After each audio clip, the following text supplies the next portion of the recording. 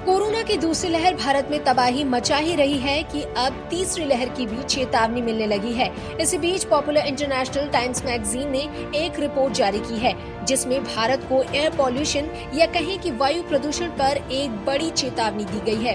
ये रिपोर्ट कहती है कि अगर भारत में हवा में प्रदूषण जरा सा भी बढ़ता है तो इससे भारत में कोरोना से सांसें उखड़ने की रफ्तार कई गुना बढ़ सकती है। टाइम्स की रिपोर्ट में centre for science and environment की एग्जीक्यूटिव डायरेक्टर अनुमिता रॉय चौधरी ने बताया कि पिछली बार वैज्ञानिकों ने महामारी की शुरुआत में एयर पॉल्यूशन और कोरोना के संबंधों का खुलासा किया था। ये बात साफ की थी कि एयर पॉल्यूशन से कोरोना फैलने का खतरा ज्यादा है।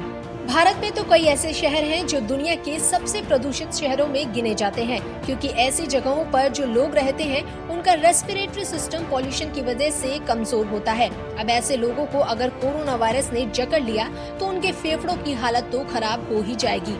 ये रिपोर्ट कहती है कि अगर भारत की सरकार वायु प्रदूषण, पेट्रोल, डीजल, कोयले से होने वाले प्रदूषण और क्लाइमेट चेंज को कम करने का प्रयास करती है तो भारत में कोरोना से मौत के केस कम हो जाएंगे।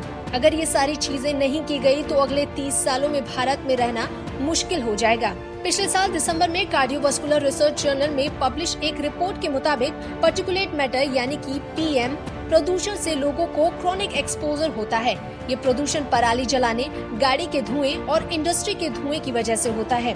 आपको बता दें कि पूरी दुनिया में कोरोना वायरस से जितने लोग मारे गए उनमें 15% पहले से ही वायु प्रदूषण की वजह से क्रॉनिक बीमारियों के शिकार थे। कोरोना वायरस से मारे जा रहे लोगों में 50% तो ऐसे लोग हैं जिन्हें पहले से ही वायु प्रदूषण की वजह से दिक्कत है। उन्हें ये दिक्कत गाड़ियों से निकलने वाले धुएं यानी कि पेट्रोल, डीजल और कोयले के जलने से हुई है।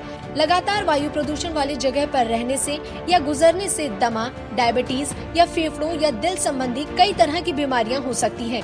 ये सारी बीमारियां कोरोना संक्रमण के दौरान स्थिति और गंभीर कर देती हैं। वर्ल्ड बैंक की एक स्टडी में कहा गया था कि अगर पार्टिकुलेट मैटर से आपका एक्सपोजर 1% बढ़ता है तो कोरोना से मरने की आशंका 5.7% बढ़ जाती है। साथ ही भारत सरकार को सलाह दी गई थी कि देश के साफ सुथरे ईंधन की व्यवस्था करी जाए। यातायात प्रणाली से हो रहे वायु प्रदूषण को कम करना होगा। इसके बाद ही आप कोरोना से लोगों को बचने के लिए मास्क और वैक्सीनेशन की सलाह दे सकते हैं। भारत में हर साल वायु प्रदूषण की वजह से होने वाली क्रॉनिक बीमारियों से लाखों लोग असामयिक मौत मरते हैं।